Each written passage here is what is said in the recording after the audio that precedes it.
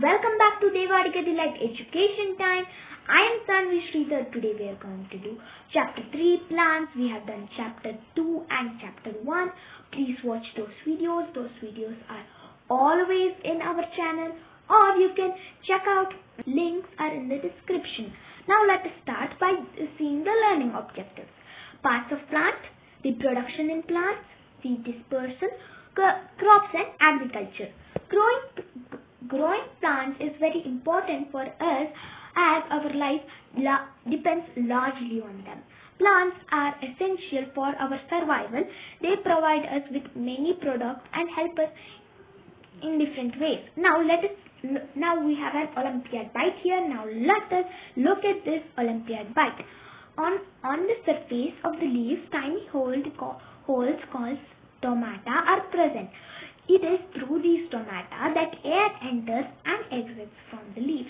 Now, on the surface of the leaf, there are these tiny holes. Those are called stomata. So, with this stomata, carbon dioxide enters and oxygen goes. Now you can perform an activity and look at the stomata. That is, take a leaf, apply nail polish on the surface of the leaves, add tape and remove the tape, add tape on the surface of the leaf where you put nail polish, and then you remove it, and then you see through a microscope. Then you can see those stomatas. Now let us see 3.1 parts of plants. Plants are made up of different parts like roots, stem, flowers, leaf, fruit. Now let us start from the flower. It is the most colorful and attractive part of the plant. It attracts birds, insects, etc. It helps in reproduction. Flowers of plants like cauliflower and broccoli, etc. can be eaten. You know why the flowers are more colorful and attractive? Because whenever insects like bees and wasps, bees and butterflies come and sit on this plant to remove the nectar, they transfer the pollen, thus making pollination. So when they are making pollination, that helps the plant in reproduction. So it's a win-win on the both sides. Now if you see what will happen to this flower after it has grown. Now it will form into a fruit. It is a formed form of flower. These fruits of plants like mango, watermelon, papaya, etc. So now here, so this happens if there's a flower like this flower. Its petal, after it starts to grow, its petal starts to lose, and there are some the seeds are there, right? So it will start making a protective layer. So when the protective layer has grown, it will become into what we call a fruit. And after the protective layer has the fruit has been heavy enough, has been big enough and heavy enough, it falls down to the ground, and the seeds and then the seed gets to the ground and forms into new plants. And this cycle repeats. And now what holds flower, fruits, leaf and all other plants on the upper side? Yes, stem is the part of the plant that grows above the ground. It bears leaf, branches, flowers and fruits. It helps carry water and minerals from roots to different plant parts and prepare food from leaves to different plant parts. It also stores food. Those are in stems, potato, ginger and sugarcane are modified into storing food. Now this stem it performs two functions. So first is sometimes it stores the food, like in case of ginger and sugarcane and potato, it stores the food, and it also helps in transporting like whatever minerals and water is taken from the root to the part of plant that prepares food, and the part of plant which prepares food and the prepared food to other plant parts. Now, which part of the plant prepares food? We know leaves prepares food.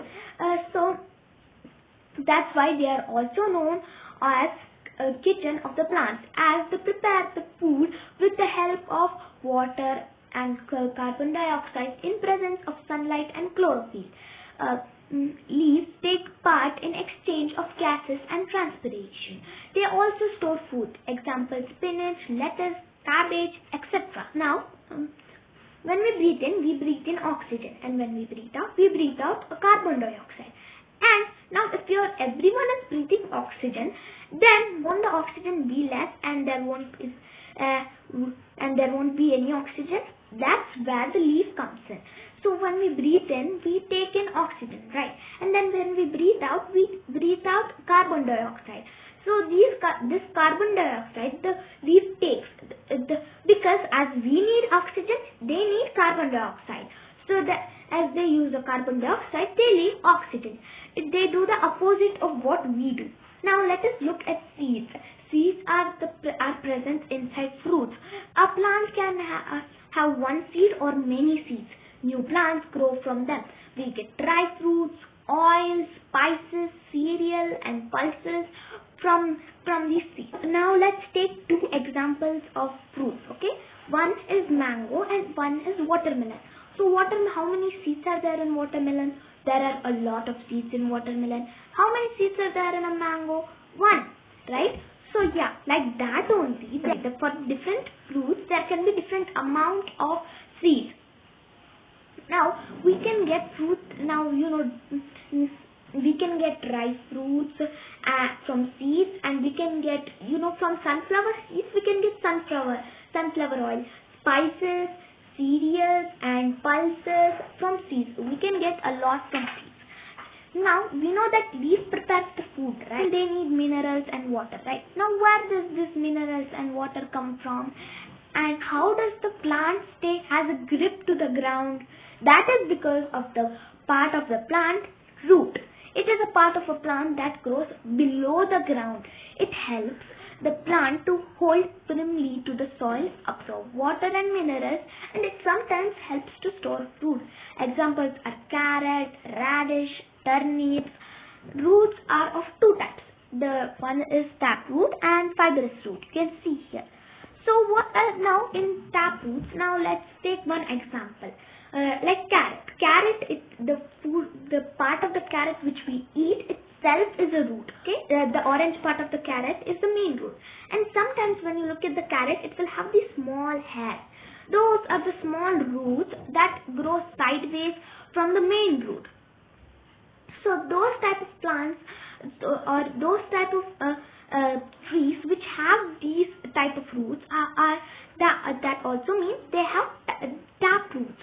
Now fibrous roots, it is a big bunch of bushy roots. So now you have seen bushes, right? Like that only it will be bushy down also. And now what are the examples you ask? Now let's take grass. Okay, now if there's a big bunch of grass, remove the grass and you will see a big bushy type roots. Those are fibrous roots. And even onion and rice have these types of roots. Now let's take a self-test to make it clear. Dash makes food for the plants. What makes food for the plants? We have just studied that leaves make food for the plants. Yeah. Now, second one. Part of plant that generally grows below the ground is called root. Now, like the part of the plant that grows below is called root, and the parts of the plants which grow above are called the shoots. So now you can say root and shoot. Now the next one is onion is a what? Is it a root or is it a stem or is it a flower or is it a leaf?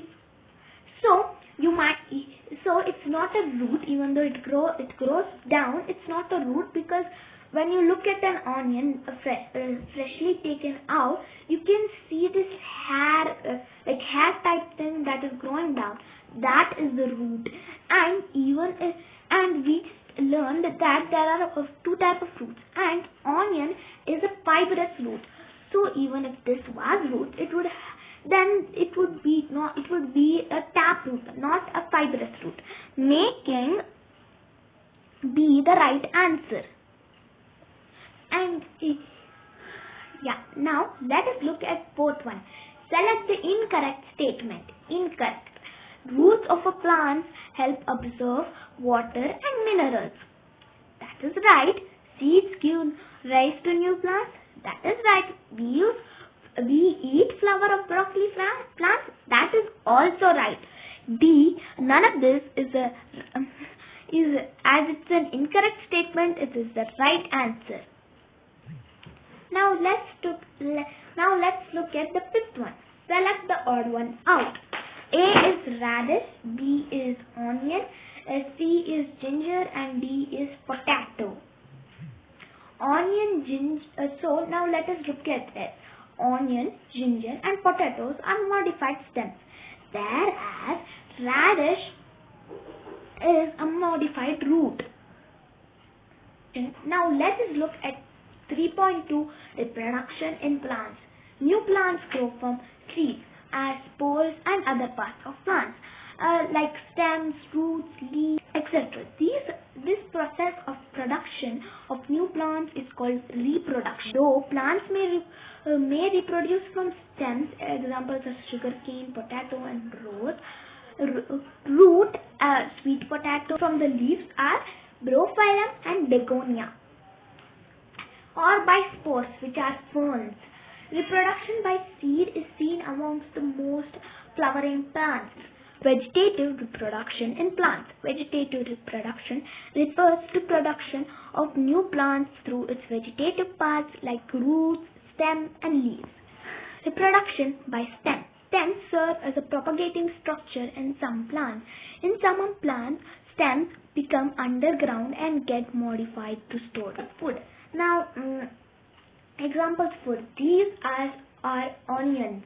When the main plant dies, arrival of unfavorable conditions, these underground structure helps tide over the unfavorable condition. On arrival of a favorable season, the buds present on these stems give rise to new plants. As these stems store food, they can be consumed. For example, buds on potato and ginger give rise to a new plant. Buds of onion and garlic present inside the bulb give rise to a new plant. Plants like strawberry, carpet grass, etc. grow from long stems that grow underground. Stems of some plants can be artificially induced to produce new plants. In this method, a stem cutting is taken from the mother plant. Its lower end is buried in moist soil. After a few days, the cutting develops into roots. The branches grows into a new branch. Examples: rose, hibiscus, etc. Reproduction in roots. In some plants, roots get modified to store food and give rise to new plants. Plants like sweet potato, dahlia, carrot, radish, beetroot, etc. give rise to new plants from the roots. Bud represents. Now we have an olympiad bite here. Now let us look at this olympiad bite. A bud represents a short stem around which immature overlapping leaves are folded. Vegetative buds can give rise to new plants. Now reproduction in leaves. Now here you can see brophyllum. This leaf, here you can see the leaf is with buds. Okay, so now here they give it from this side, it's giving new plants from the leaf. Plants like brophyllum reproduce through the leaves. Their leaves have small buds growing in their marginal notches that allow along their sides to give rise to new plants. Reproduction from spores. You might have seen a fern plant. So here you can see that there will be spores like these underside of the fern leaf.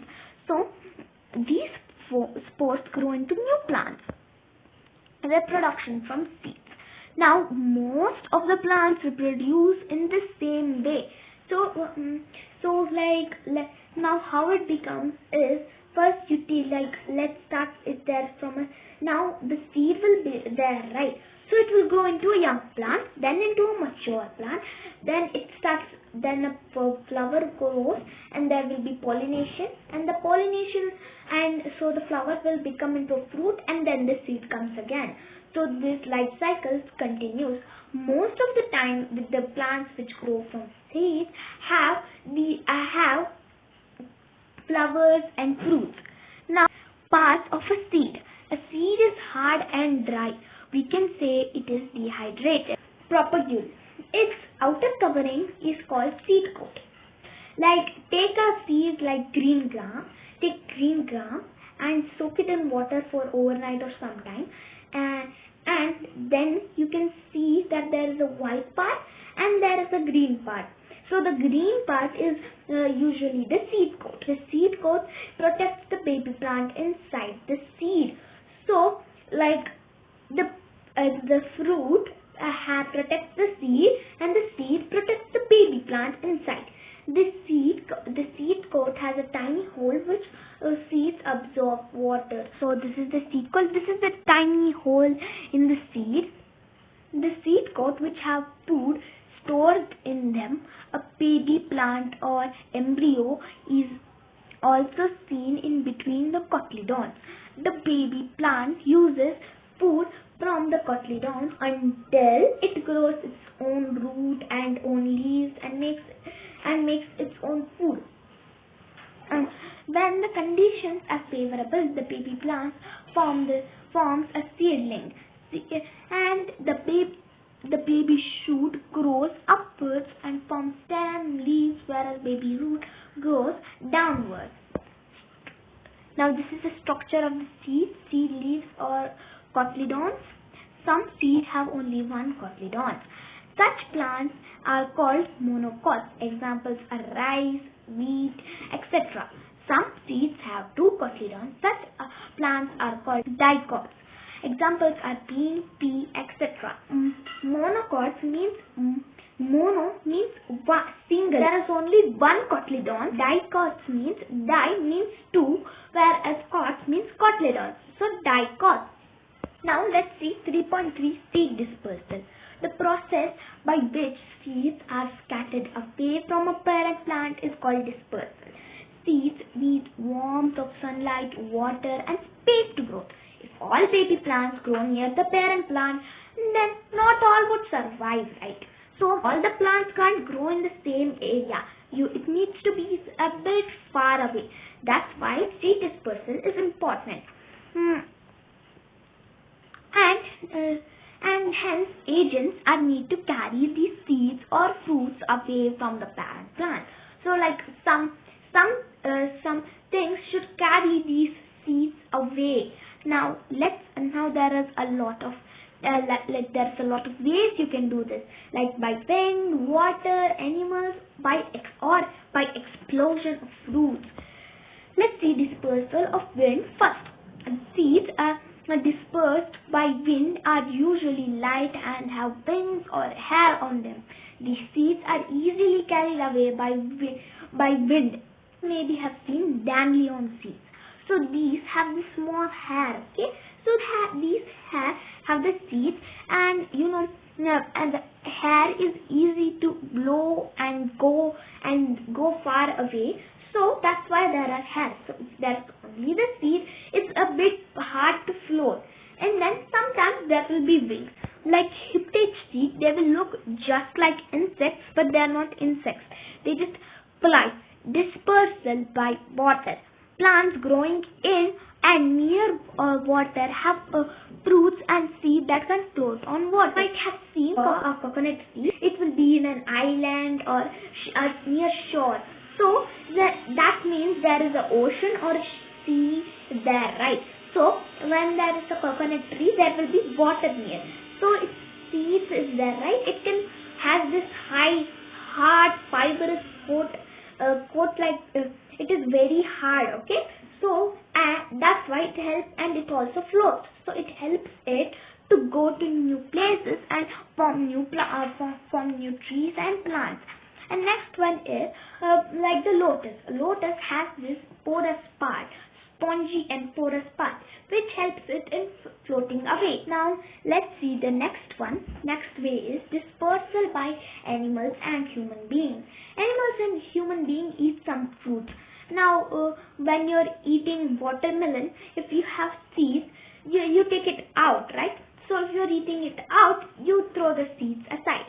So that in that way new plants grow, and as here also it's same, and they throw away the seeds which grow into new plants. Birds swallow some of the seeds and it comes out unchanged in their droppings and grow into new plants. Some seeds have hooks and spines which stuck away into the hairy skin of animals and are carried away. And there is another way also they can grow, not also from like stiff hair and hooks from tiger nails and cockleburr and by birds. There's another way. You might have seen squirrels, right? So like those animals act like there is an acorn tree somewhere. They take they try off like the fruit is there, right? They will first start eating it. Then they will save it for later and put it under the mud. After some time, they will forget about it and it will grow into a new plant. Dispersal. Now we will see dispersal by explosion. Fruits of certain plants such as balsam, poppy, tea, beef burst open when they are ripe and dry. After getting ripe, they start exploding. The seeds scattered in all directions. This mechanism of seed dispersal is called explosion. So just like when you take a balloon and you fill and you add more air and more air and more air, if you don't stop, it will explode, right? Like that only, after getting dry, these seeds inside the fruits or flowers will start exploding. Now let us look at self-test 2.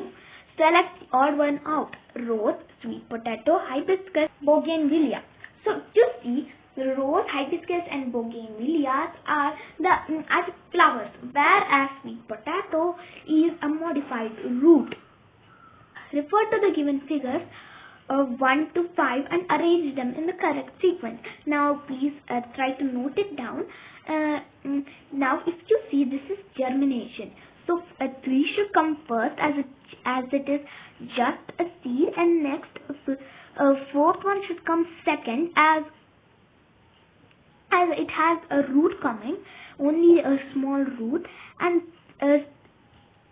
2 should come third. As you can see, there are some roots, like big roots coming, and next first one should be the fourth one, as there's a small baby young plant. So now let's arrange them in the sequence. 3 come in first, which is in A. Third one is seeds of plant eggs are light and have wings or hair on them. Plant eggs can be Urana, lotus, hiptage. We know that Urana is Urana and cockleburr are kind of similar, as they have these spines on them. So whenever an animal comes near it, the cockleburr or Urana gets all over its hair. Next is lotus. Lotus, is porous and spongy type, and it floats on water. Hiptage is light and have wings. So D is the right answer. Select the option which 2 monocot seeds are placed. They are saying monocot seeds. Monocot means there will be and there is another way you can tell monocots and dicots, which is when you see a monocot, you can't easily make it into half, and when you see a dicot, you can easily cut it into half. That's another way. Select the option in which 2 monocot seeds are present. wheat and rice are monocots. Which of the following are needed by a seed to germinate? Now if you say air, water and warmth are all the seed needs to germinate. So D, all of these are the right answer. So we have come to the end of our video. In our next session we are going to do 3.4 crops and agriculture. Be tuned to our channel, and if you